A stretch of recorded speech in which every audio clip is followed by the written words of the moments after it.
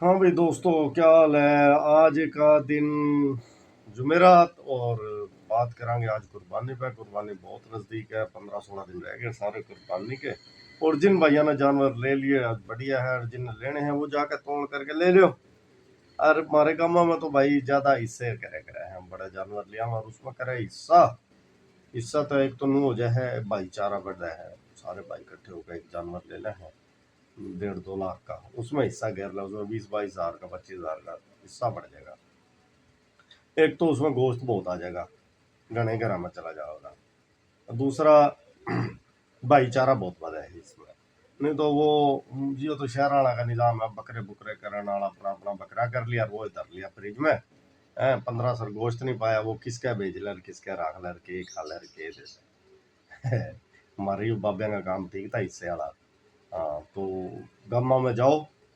और आजकल जो हालात बने खड़े ना किसान के, बहुत बुरे हालात बने खड़े। मैं कहा फसलों ने चौथी पांचवी फसल आ गई, ऐसे घाटे पड़ रहे किसान के, रगड़े निकल गए। तो जानवर एक उसका सहारा है, एक कमेटी है यो।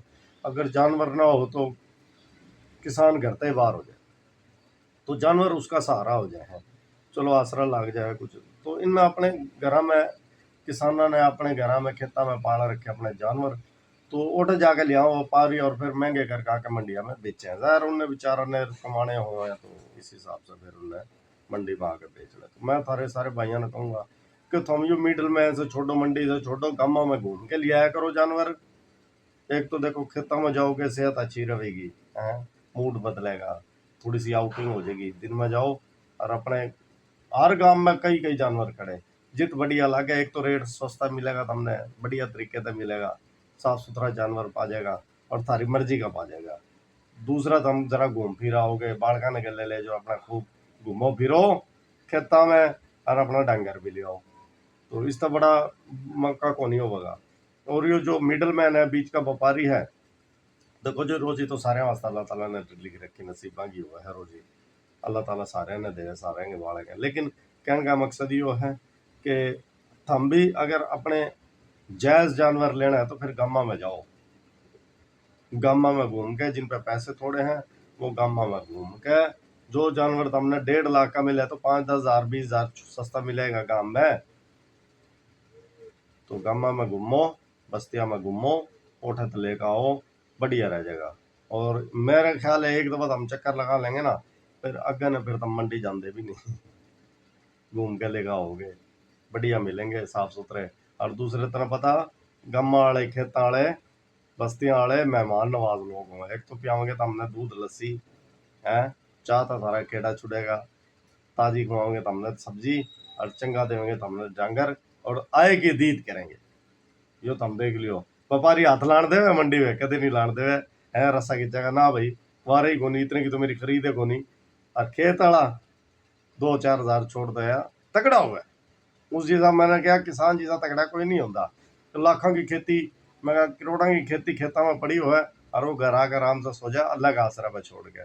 धूप, बारिश, आंधी, रड़वा सारा ही मैं कह रहा वो वह है, लेकिन अल्लाह का आसरा पर छोड़ के वो घर आकर सो जाए।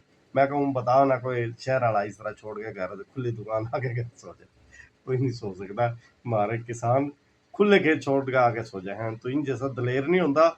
और बात दलेरी की वाय कि ये 1,000, 2,000, 4,000 छोड़ दे देर को नहीं लावे, तो हमने रियायत कर देंगे और बढ़िया जानवर मिल जाएगा। तो कहने का मकसद वो, कुर्बानी का जिस भाई ने लेना है जानवर, वो डायरेक्ट जाओ खेता में, ठीक है।